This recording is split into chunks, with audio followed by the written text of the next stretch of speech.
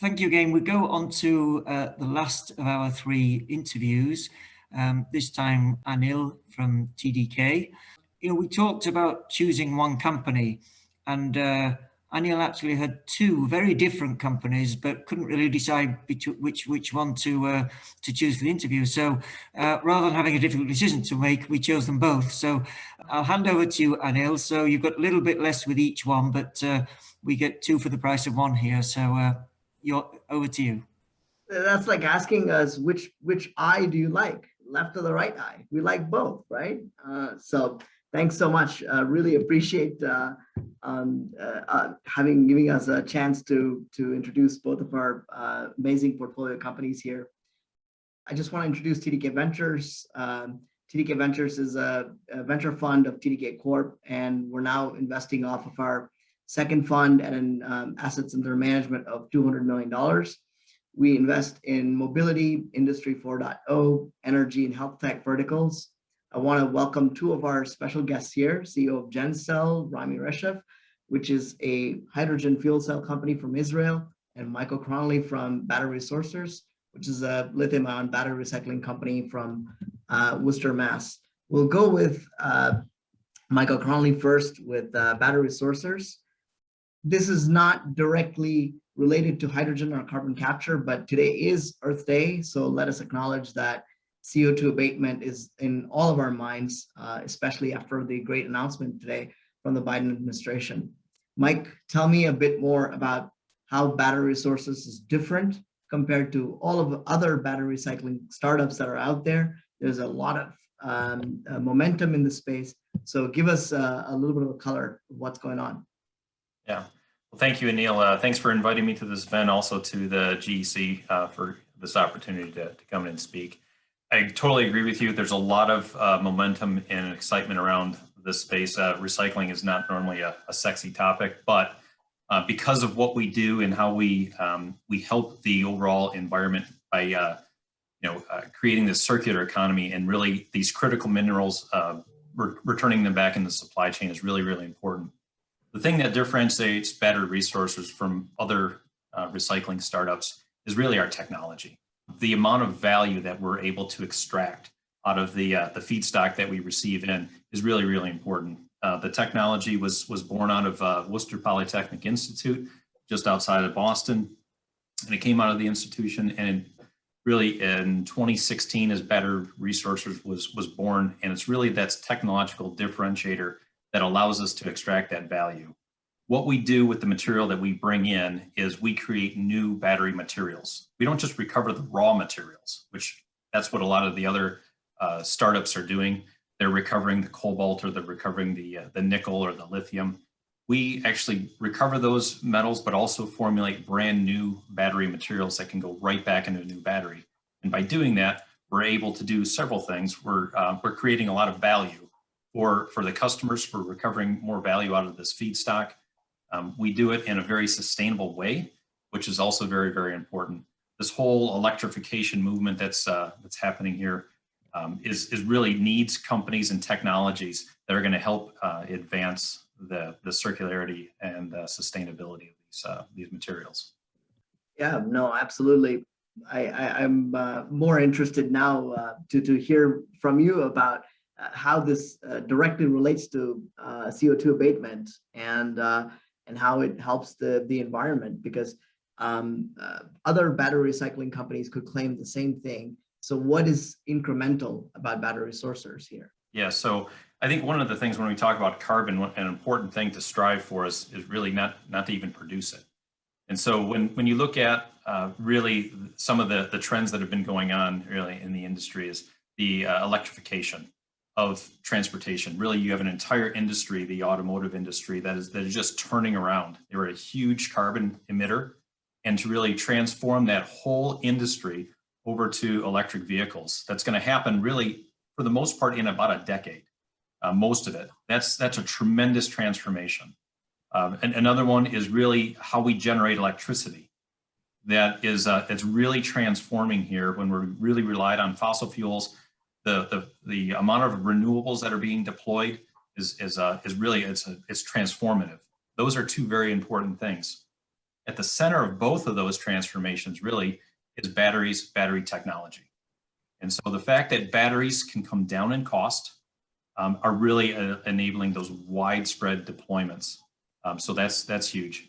But then also we've got to do this, and we've got to produce these batteries in an environmentally friendly way. A lot of these minerals come out of the ground from all over the world, and they're mined, and that's also very carbon intensive. So even though we've got these big shifts that are happening in the power generation and/or transportation industries, enabled in large part by batteries and battery costs coming down, we have to do it in a proper way.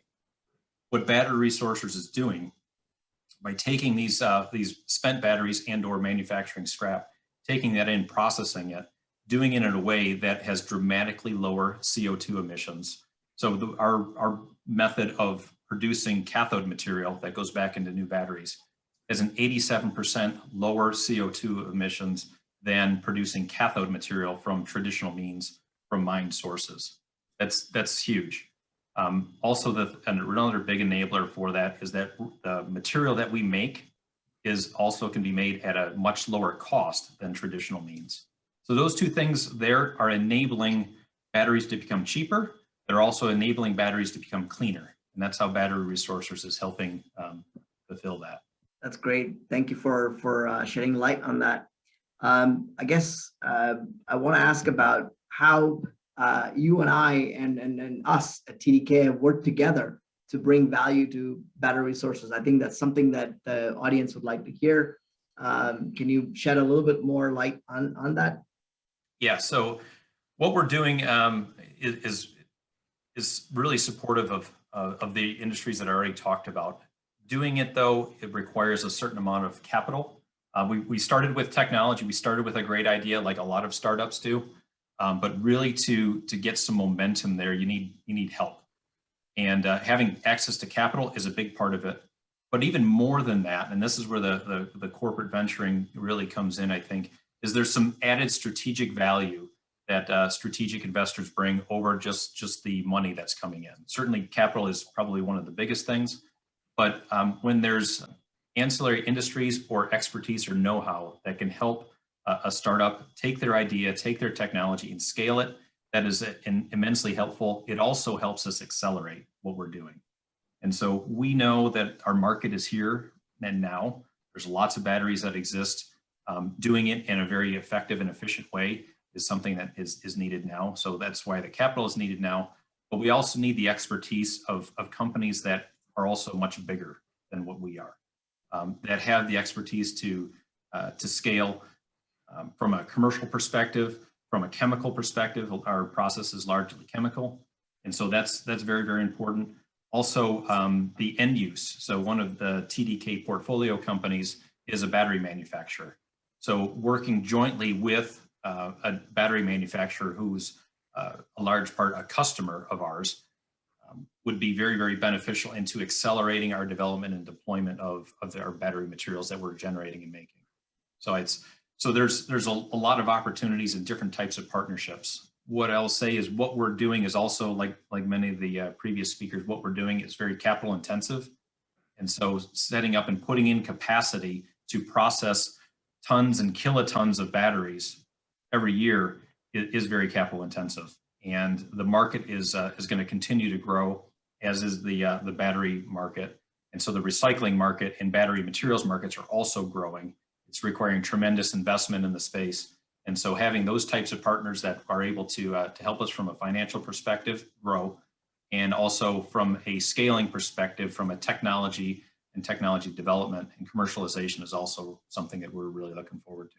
So that's what we get out of our relationship with TDK and the others that are in our syndicate. Excellent. Well, if there's one ask from the council, what would that be? I'd love to engage with anybody from the council that is interested in the space. It is a very exciting space. And I said earlier that recycling is typically not very sexy business to be in, but the things that we're doing and the technology that we have and we're trying to deploy, it's very, very interesting, and there is getting a lot of attention from the space. So I'm open to any further conversations that anyone on the council would like to have. Thank you, Mike. Really appreciate it. I actually met battery sourcers just about a year ago, and I saw their CTO, who was their CEO then, pitch at an event near MIT. I was so impressed by their technology and their approach of how they were going from taking out metals, but really they were moving up the stack by making cathodes. But I really thought they needed an experienced CEO. I'm so glad that Mike, who's a seasoned battery veteran, joined the company and now leading the space. And since then, the company's become a rocket ship and attracting the likes of Jaguar Land Rover, Yada UK, I guess, and Doral Energy from Israel, and many others who are coming in and partnering with them, along with several top-tier consumer electronics and mobile customers. So congratulations on the recent round, Mike, and thank you for joining us. So yes, maybe we'll move to Rami here. Rami, welcome again. Just switching gears. A quick history about GenCell. GenCell is one of our very successful outcomes from our first fund at TDK Ventures. They were our first investment in the hydrogen space, and late last year, they went through and exited with an oversubscribed IPO on Tel Aviv Stock Exchange. I usually joke around and say GenCell makes us look good. TDK now has a direct partnership with GenCell, and we've been working on a very important project that Rami will shed light. Rami, please tell us about your technology, the markets you're after, and your competitive differentiation about GenCell. Thank you, Anil, and thank you for this opportunity. A few words about GenCell. We founded GenCell in 2011 with a mission to develop and produce alkaline fuel cell. But at the moment, as we founded the company, it was clear to us that there are two key barriers that prevented the fuel cell industry to become a mainstream industry. The first one was the cost of the goods itself, because it was based on very expensive metal catalysts, noble metal catalysts such as palladium and platinum. And the second is, we're talking a lot about hydrogen, but still we cannot find hydrogen in every street corner. So hydrogen, it was expensive and it's still expensive. So we founded the company with the mission to overcome these two challenges under the assumption that if we manage, we will present a fair chance to this technology to be a mainstream technology. So this is what we did in the last 10 years. We have developed a special catalyst for our fuel cell that is Nobel-free, without platinum and palladium. And by that, we have removed one of the key obstacles that we believe in that industry.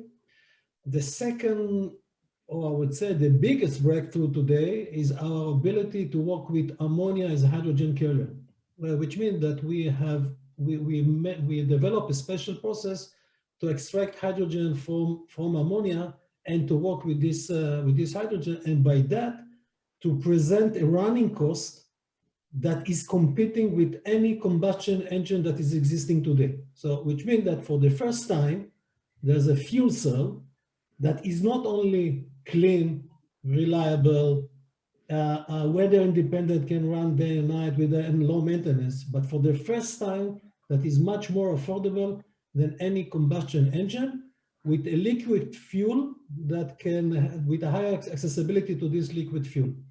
So this was these were the two key missions of the company, and we built a company around it. We are 100 people in the company. The headquarters in Israel. We have presence in US, in Europe, and in Asia. We have not only developed, we have built very cool production lines for our ability to grow up the catalyst itself up to full electrode and fuel cell stack. And right now we are targeting the key market that we are targeting is basically any mission critical elements in our developed economies that cannot tolerate long outages, which means a solution like long duration UPS.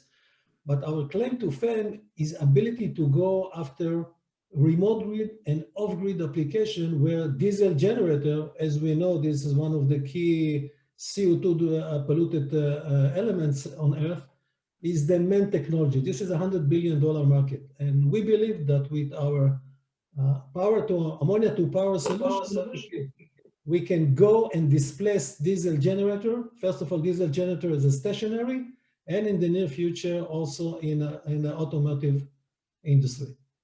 Back to you, Anil. Excellent. Excellent. Thank you so much, Rami. I really appreciate that comprehensive answer. Maybe the next thing is to talk about our coveted green ammonia project. Could you please shed a little more light on this new green ammonia project? Because TDK is very excited about it. I want to hear from you on how excited you guys are. You know that we are very excited. We convinced you to join us to this project. Absolutely.